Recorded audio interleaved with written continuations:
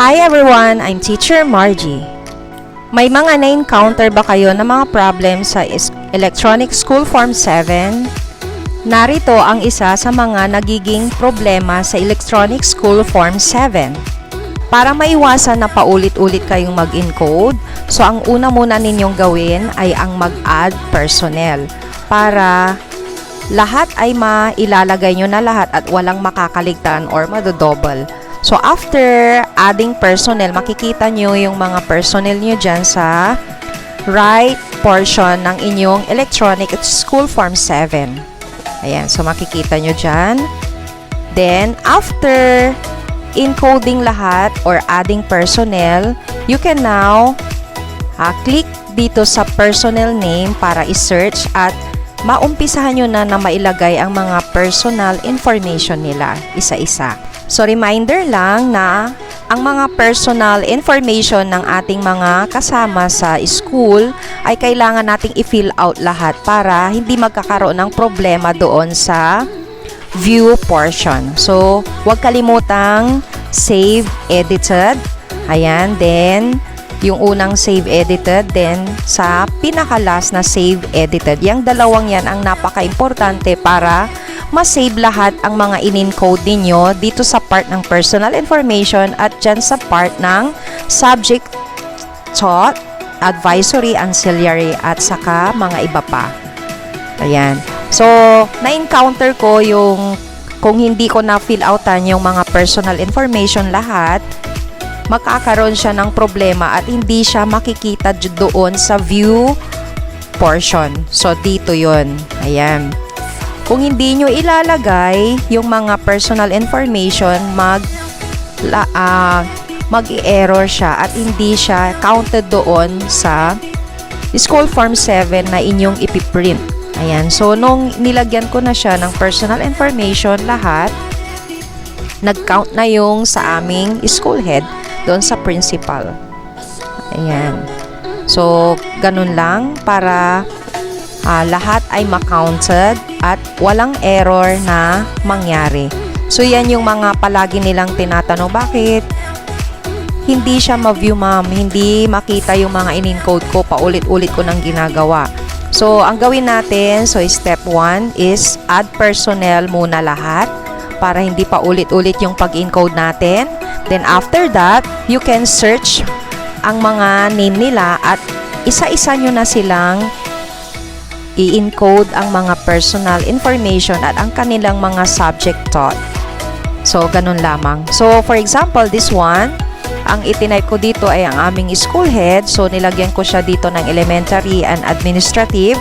Then, leave blank na lang yung mga nakalagay dito na data sa mga section, day, sa mga minutes. Ganon din yan sa ating administrative officer. So, ganun lang. So, ang lalagyan lang natin ng mga subject, say, minutes, ay ang mga teachers na nagtuturo.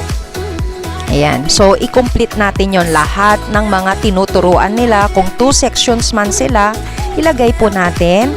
Kung sila ay nagtuturo ng homeroom guidance kasi sila ay advisor, ilagay din po natin. At i-click din po natin kung sila ay advisor. Ayan. Then, sa ancillary naman nagtatanong bakit walang nakalagay na minutes.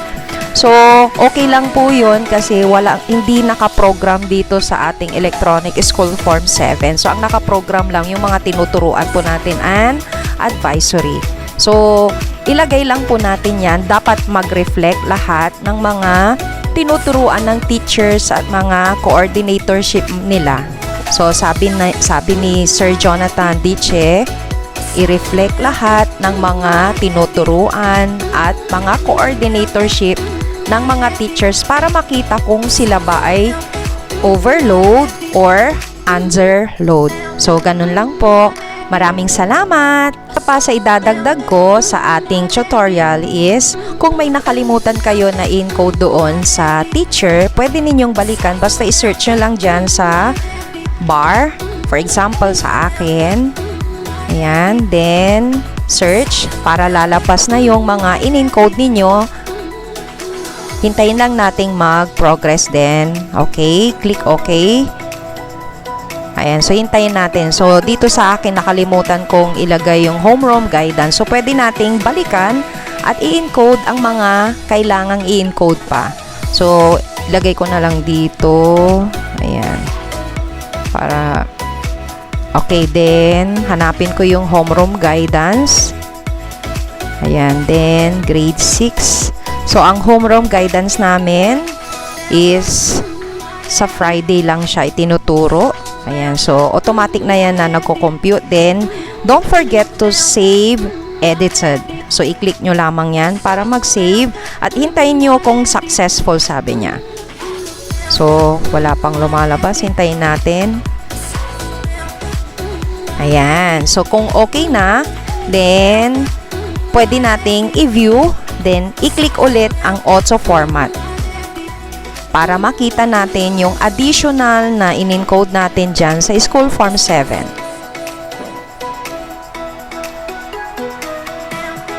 Okay, so hintayin lang natin na mag 100% at makita yung screen.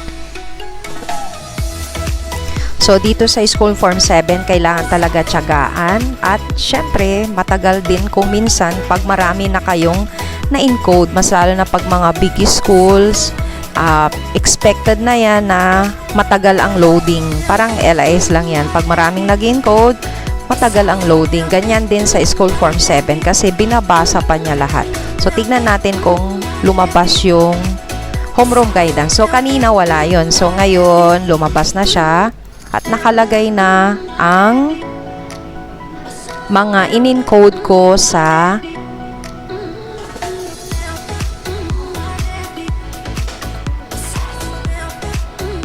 So, meron akong na-encounter ulit kung ang inilagay nyo doon sa ancillary is doon lang sa part na nakalagay is elementary. So, ang lalabas lang doon sa view is ganito. So, ibig sabihin, kailangan nating lagyan ng elementary lahat yon at saka ancillary para mag-count. Ayan. So, lahat. Then, encode natin ng ancillary.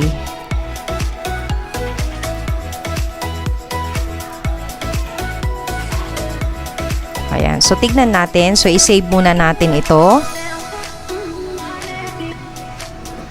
Hintayin natin na mag-successful ang pag-save.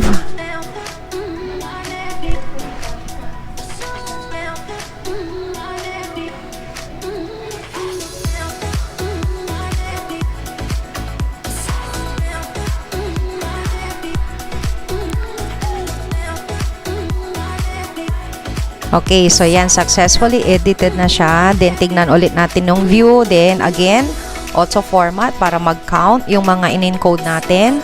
So, ganun lang, ganun palagi ang setting natin. Pag i-view natin, auto format palagi. Ayan, so, sana hindi maghahang ang laptop para makaproceed tayo palagi sa pag-encode, ano. Ayan, so hintayin natin, mabagal na kasi dumadami na yung ini-encode. Ayan, so processing. Okay, ayan. So tignan natin. Oh, nagbabasa pa siya. Ayan, click OK. Then tignan natin. Okay, ayan. So lumabas na lahat ng mga ancillary. So tandaan ninyo, huwag kalimutan palaging i-click ang elementary, then yung sa category niya kung ancillary ba siya, then ilagay nyo rin doon sa description lahat ng mga coordinatorship. Ayan, so lumabas na siya. So makikita lang natin wala siyang counted na minutes. So ayan, ayan, at least nakalagay at nagre-reflect yan sa ating School Form 7 na ipiprint. Ayan, so ganun lang po ang pag-encode at pag-resolve sa mga issues natin dito sa School Form 7.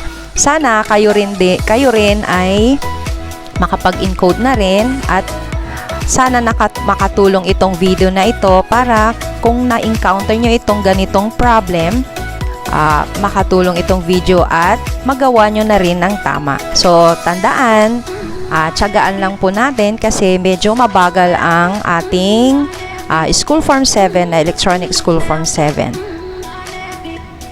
Maraming salamat!